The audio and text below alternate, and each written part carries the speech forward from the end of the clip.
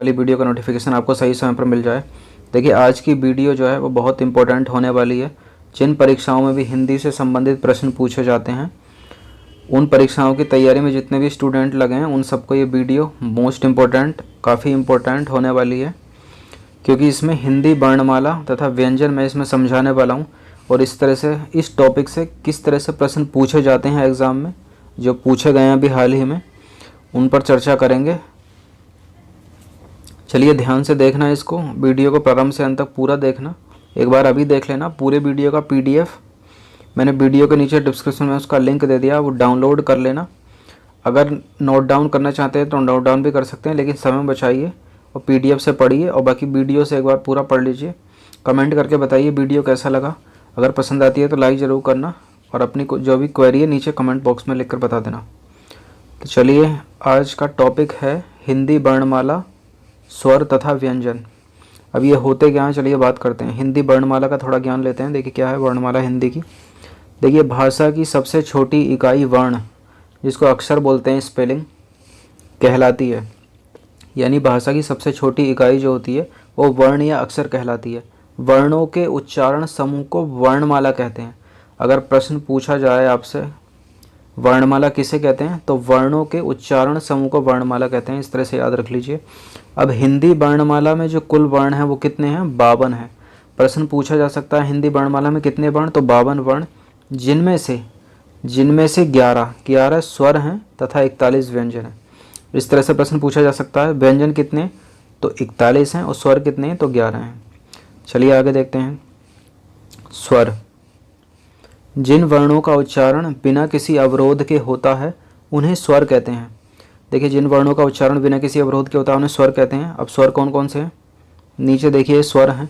कितने स्वर थे ऊपर? 11 स्वर। 1 2 3 4 5 6 7 8 9 10 और 11। देखिए, छोटा, बड़ा, छोटी, बड़ी, छोटा ऊ, बड़ा ऊ, रीरी, छोटा ए, बड़ा ए, छोटा ओ, बड़ा ओ, या फिर ओ और आओ। इस तरह से याद कर लीजिए, 11 हैं पूरे। अब नीचे देखते हैं। देखिए, स्वरों का वर्गीकरण या प्रकार देखते हैं। प्रश्न पूछा जा सकता है वैकल्पिक में, स्वरों का वर्गीकरण या स्वरों का कितने प्रकार होते हैं, तो स्वर के 2 प्रकार होते हैं। कौन कौन से स्वर? ह्रस्व स्वर और दीर्घ स्वर।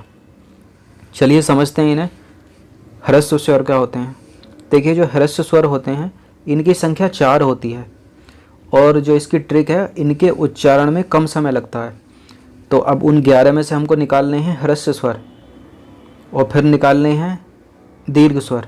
2 प्रकार के स्वर, ह्रस्व स्वर और दीर्घ स्वर। जो ह्रस्व स्वर है उनकी संख्या 4 होती है। ट्रिक इसकी यह है, इनके उच्चारण में कम समय लगता है। ह्रस्व स्वर कौन से हैं? आ, ई, ऊ, री। देखिए कम समय लग रहा है बोलने में, आ, ई, ऊ, री। अब देखिए दीर्घ स्वर देखते हैं। तो जो दीर्घ स्वर हैं उनकी संख्या 7 है और इनके उच्चारण में अधिक समय लगता है। तो यही इसकी ट्रिक हो गई। दीर्घ स्वर की संख्या 7 हो गई, मतलब संख्या में अधिक, दीर्घ मतलब बड़ा, और उच्चारण में अधिक समय लग रहा है। कौन कौन से? देखिए, आ, ई, ऊ बोलने में देखिए उच्चारण में अधिक समय लग रहा है ना। आ, ई, ऊ, ए, ओ, आओ। तो इस तरह से इसकी ट्रिक है याद करने की। चलिए आगे देखते हैं। अब देखिए व्यंजन पे आ जाइए। 41 व्यंजन थे। व्यंजन, ऐसे वर्ण जिनका उच्चारण स्वरों की सहायता से होता है व्यंजन कहलाते हैं। फिर से, ऐसे वर्ण जिनका उच्चारण स्वरों की सहायता से होता है व्यंजन कहलाते हैं। अब चलिए व्यंजन कौन कौन से होते हैं, किस तरह के होते हैं, उन्हें समझते हैं। देखिए, पहला है स्पर्श व्यंजन। स्पर्श व्यंजन का मतलब ये कंठ, तालु, मूर्धा, दंत और ओष्ठ के स्पर्श से बोले जाते हैं। मतलब 1 2 3 4 और ये 5 हो गए, 5 तरह के। फिर से समझा देता हूँ। स्पर्श व्यंजन कंठ, तालु, मूर्धा, दंत और ओष्ठ के स्पर्श से बोले जाते हैं। चलिए अब कंठ वाले समझ लेते हैं। देखिए, जो कंठ से बोले जाते हैं वो हैं का वर्ग में। कौन कौन से हैं? का वर्ग के अंतर्गत आते हैं। वो हैं का, खा, गा, घा, ण। और जो तालु से बोले जाते हैं वो चा वर्ग में आते हैं। चा, छ, ज, झ, य। इस तरह से पूछ ली। देखिए, का वर्ग में आने वाले तो आगे के 5 बोल दीजिए, 4 बोल दीजिए, 5वां का होगा। का के बाद याद कर लीजिए ख, ग, ग, घ। फिर से का के बाद ख, ग, घ, ण। चा वर्ग में छ, ज, झ, य। इस तरह से अगला देखते हैं, 2 हो गए, कंठ हो गया, तालु हो गया। अब देखते हैं मूर्धा। तो मूर्धा में टा वर्ग में ट ठ ड ढ ण, दंत में ता वर्ग हो गया तो ता थ द ध न, ओष्ठ से होठों से मतलब पा वर्ग में आ गया पा फ ब भ म। अब देखिए इनको फिर से समझते हैं। देखिए कंठ से इसलिए बोल रहा है, अब का बोलिए, का, ना तो आपके दांत टकरा रहे हैं इस पे, ना जीभ कुछ ऊपर नीचे हलचल कर रही है। तो कंठ से क ख ग घ ण, मतलब सीधे कंठ से आवाज़ निकल रही है। अब तालु से देखिए जा छ, देखिए जो तालु है आपकी जीभ है वो ऊपर टकरा रही है ना, जा झ यहाँ। अगर आप जीभ को पकड़ लोगे अपनी उंगली से तो च छ ज झ यहाँ आप बोल ही नहीं पाओगे, ये चा वर्ग के अंतर्गत आते हैं।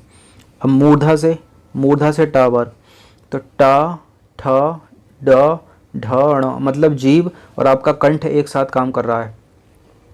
अब दंत में देखिए, दंत में ता वर्ग आता है ता था द ध न, जो आपकी जीभ है वो दांतों से टकरा रही है। ओष्ठ में आपके पा वर्ग आता है, मतलब जो आपके होठ हैं वो मिलेंगे। देखिए पा बोलिए, ऊपर का होठ और नीचे का होठ मिला, फा बोलिए, बा बोलिए, भा बोलिए, माँ बोलिए। तो जो ओष्ठ से होते हैं या होठ से होते हैं वो पा वर्ग में आते हैं, पा भा बा भा माँ।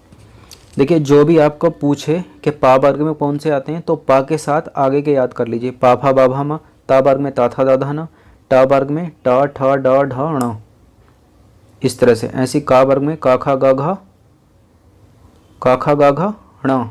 चा वर्ग में चा छा जा झा यहाँ। चलिए आगे देखते हैं। अगला जो दूसरा व्यंजन है वो है अंतस्थ व्यंजन। अंतस्थ व्यंजन, इनका उच्चारण जीभ, तालु, दंत और ओष्ठ के परस्पर सटाने से होता है। जैसे देखिए या रा ला व, या रा ला व क्या है, ये अंत्यस्थ व्यंजन है। प्रश्न अलग से पूछ लिया जा सकता है वैकल्पिक में, अंत्यस्थ व्यंजन कौन कौन से, तो या रा ला व अंत्यस्थ व्यंजन होते हैं। क्यों होते हैं, क्योंकि इनका उच्चारण जीभ, तालु, दंत और ओष्ठ के परस्पर सटाने से होता है, मतलब एक तरह से मल्टी डायमेंशनल। अगला तीसरा ऊष्म व्यंजन। ऊष्म व्यंजन कौन कौन से हैं, देखिए ऊष्म व्यंजन है सा श श ह, मतलब जो ऊष्मा निकले मुंह से इनको बोलने से, जैसे ह, देखिए अंदर से आ रही है ना हवा, श ह श श श। देखिए ये जो अगर शाह की बात की जाए, ये जो ये वाला शाह तालब्य शाह, ये दंती शाह, ये मूर्धन्य शाह। इस तरह से पूछा जा सकता है इनमें से कौन सा तालब्य शाह है, तो ये शाह तालब्य शाह है, ये दंती शाह है, मूर्धन्य शाह है। और शाह शाह शाह शाह ह, ये ऊष्म व्यंजन है। अगला इंपॉर्टेंट है नंबर 4 संयुक्त व्यंजन। अब संयुक्त व्यंजन कौन कौन से हैं, छ त्र ज्ञ स्र। छ त्र ज्ञ स्र, ये जो है छ त्र ज्ञ स्र, ये हैं संयुक्त व्यंजन। अब देखिए संयुक्त व्यंजन में एक मोस्ट इम्पॉर्टेंट यहाँ चीज़ समझने की है, वो क्या है, संयुक्त व्यंजन का मतलब ये जो व्यंजन है ये किसी न किसी वर्णों के संयुक्त होने से बने हैं। अब यहाँ पर देखते हैं, सबसे पहले छा, छा किसके संयुक्त होने से बना है, छा का जो निर्माण हुआ है वो का और सा के संयुक्त होने से बना है, आप ऊपर भी देख पा रहे हैं। और जो त्रा बना है, त्रा का निर्माण हुआ है ता और रा के संयुक्त होने से। जो ज्ञा का निर्माण हुआ है वो जा, इस तरह से देख लीजिए, और इया के संयुक्त होने से बना है। जो स्रा है, स्रा बना है, ये जो बड़ा शा और रा के संयुक्त होने से बना है, इसलिए संयुक्त व्यंजन है, तो याद रखिए इनको। चलिए अगला देखते हैं। अगला है द्विगुण व्यंजन। द्विगुण मतलब णा और डा, तो इस तरह को इनको द्विगुण व्यंजन कहते हैं। तो द्विगुण मतलब गुणा, द्विगुण, तो देखिए णा का अगर देखा जाए तो द्विगुण णा और डा आ रहा है, तो इस तरह से द्विगुण व्यंजन 2 होते हैं, डा और णा। अगला देखते हैं।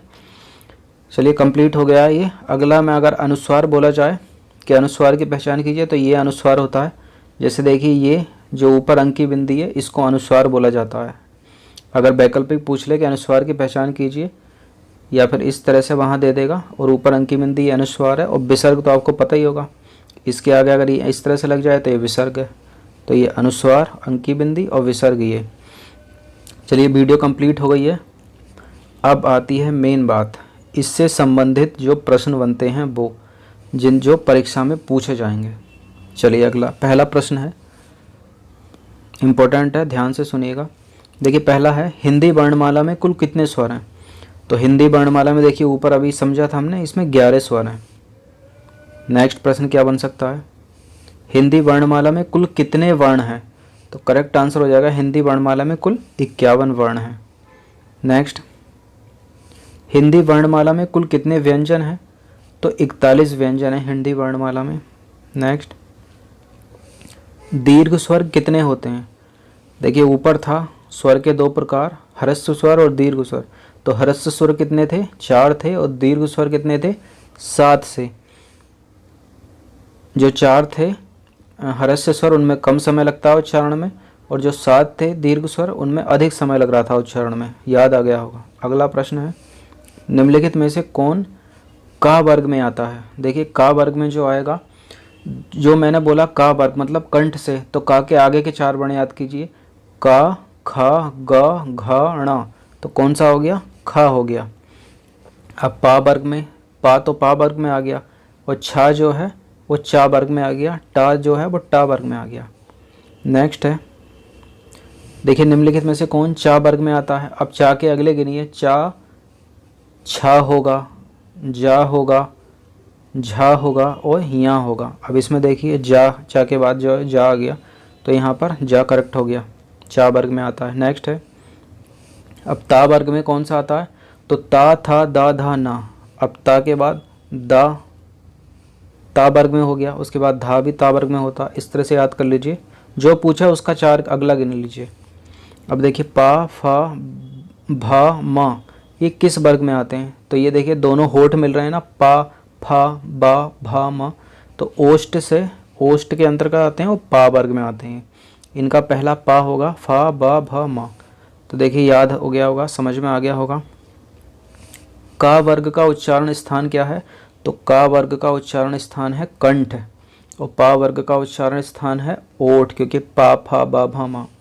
इस तरह से याद कर लीजिए। अब देखिए फा वर्ग का उच्चारण स्थान पूछ लिया, तो ओष्ठ है यहाँ फा वर्ग का उच्चारण स्थान, का वर्ग का कंठ है।